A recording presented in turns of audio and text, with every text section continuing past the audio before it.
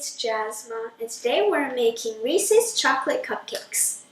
Reese's are a type of candy that has chocolate on the outside and has a peanut butter filling on the inside. And I think chocolate and peanut butter goes together really well, so I thought about putting it into a cupcake.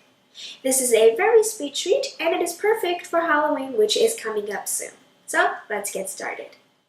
For the ingredients you will need 12 Reese's chocolate and peanut butter cups, half a cup of all-purpose flour, 2 tablespoons of cornstarch, 1½ teaspoons of baking powder, a third cup of cocoa powder, a pinch of salt, 3 tablespoons of flavorless oil, 1 egg, 1 teaspoon of vanilla extract, half a cup of white granulated sugar, half a cup of milk. And for the peanut butter frosting, you will need a half a cup of softened unsalted butter at room temperature, 1/4 cup of icing sugar, also known as powdered sugar or confectioner's sugar, 3 tablespoons of smooth peanut butter, 1 tablespoon of heavy cream, some more additional peanut butter, and 3 more Reese's chocolate peanut butter cups. First, preheat your oven to 350 degrees Fahrenheit, and we're going to mix together our dry ingredients in a large bowl. So add in the flour. I'm using all-purpose flour today. Cornstarch. Cornstarch makes the cupcake really nice and soft.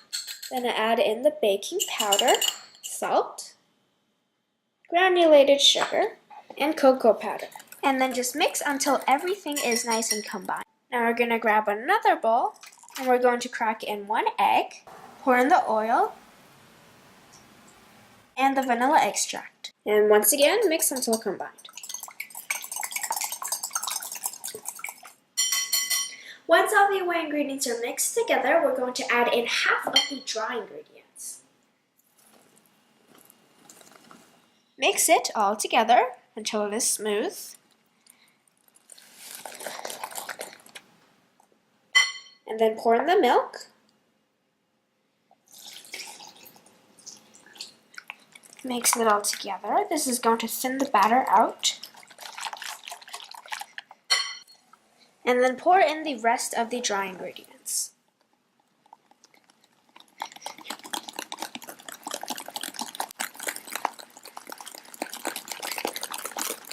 Mix until combined, and I'm going to scrape down the sides of the bowl to make sure everything is mixed into the batter. Mix a little longer, make sure it is completely smooth, and then we could start scooping it into the cupcake liners. The batter is now ready, so we could start scooping it into its cupcake liners. I have a muffin tin that I have lined with some cupcake liners, and I also have a mini ice cream scoop which will help me measure out the batter evenly. This holds about a tablespoon of batter, so if you don't have a mini ice cream scoop, you could also use 1 tablespoon's measuring spoon. I'm going to scoop 1 scoop into each cupcake liner.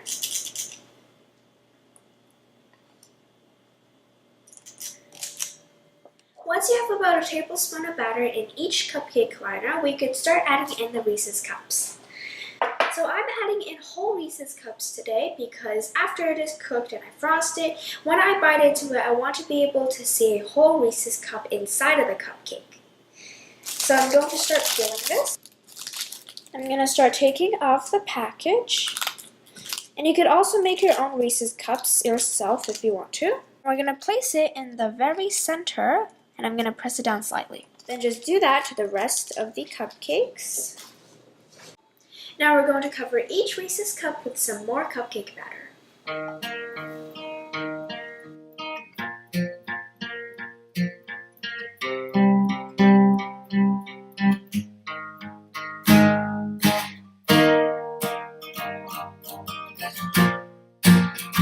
I used up all of my batter, and you want to make sure you cover the Reese's cup completely. So now I'm going to bang this on the counter a couple of times to release any extra air bubbles, but you don't want to bang it down too much because you don't want the Reese's cup to sink to the bottom of the cupcake.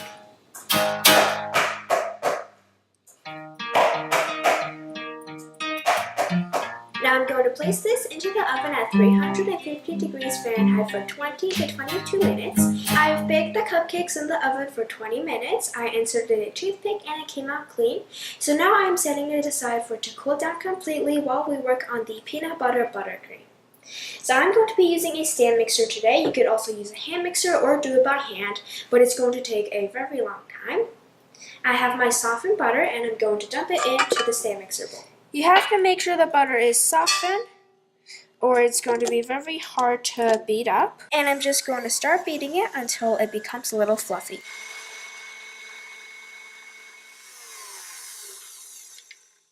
This is paled just a little bit, so now I'm going to add in the smooth peanut butter.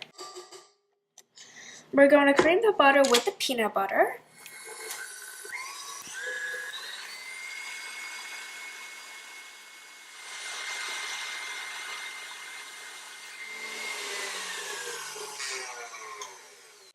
I've creamed the peanut butter and the butter together for around 2 minutes now. It is now nice and fluffy. It has lightened up in color and smells really good. So now I'm going to add in the icing sugar, also known as powdered sugar or confectioner's sugar. Now usually buttercream is super sweet, but I don't really like a really sweet frosting, so I'm only adding in a 1/4 cup of it. And then we're just going to keep beating this, starting slow.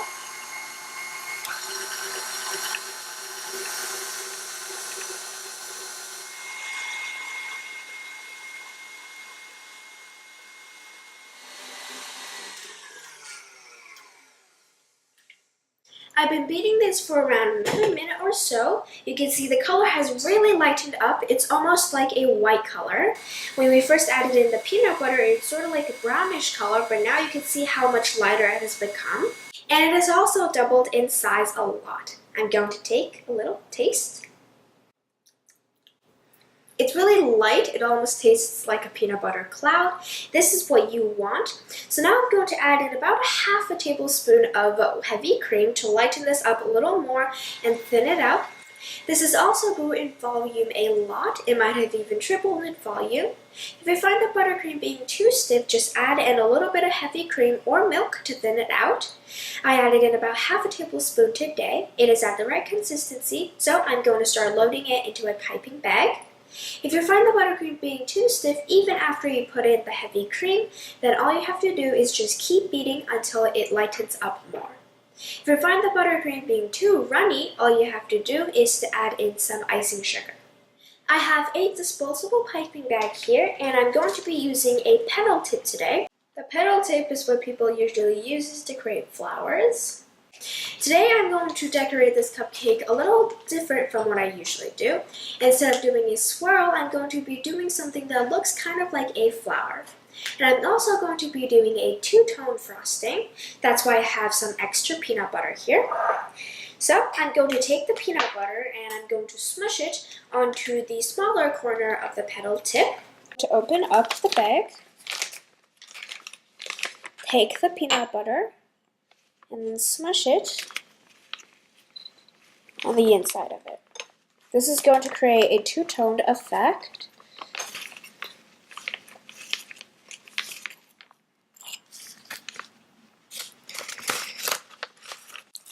You want quite a thick layer of the peanut butter because you need it to show when you pipe it. And also make sure the peanut butter is sort of at the same consistency as the buttercream. This way it will pipe out really nicely. I'm going to fold over the top of the bag so I can hold it and then fill it. I'm not going to be using a cup to stand this up today because I don't want it to push the tip into the bag. And try not to mess up the peanut butter that you smushed into the bag. I filled up my piping bag. You can see it has the peanut butter line, which is going to create a two-tone effect to the cupcakes. Now I'm going to set it aside, and we're going to get the cupcakes. I have my completely cooled down cupcakes, and you need to make sure they're completely cooled or the heat of the cupcakes is going to melt the buttercream because it is made of butter. So now I can start piping. I'm going to be piping out something that looks kind of like a flower. To pipe a flower, make sure the smaller tip is facing up and the thicker part is facing down. Starting from the center, we're going to pipe out, making one petal like that. And just go around the whole cupcake. You can see the petals have a little peanut buttery outside. This is what gives it a two-tone effect.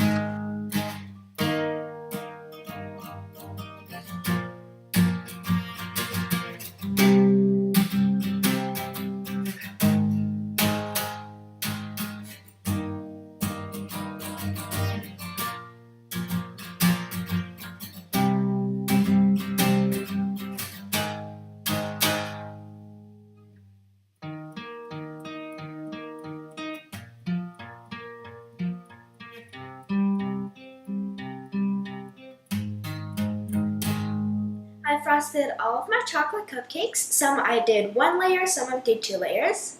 You can eat it the way it is now, but I'm going to add a final touch and top it off with some Reese's. So I'm just going to cut each one into 8 pieces. If you find your Reese's being too soft and impossible to cut, you could just pop it in the fridge.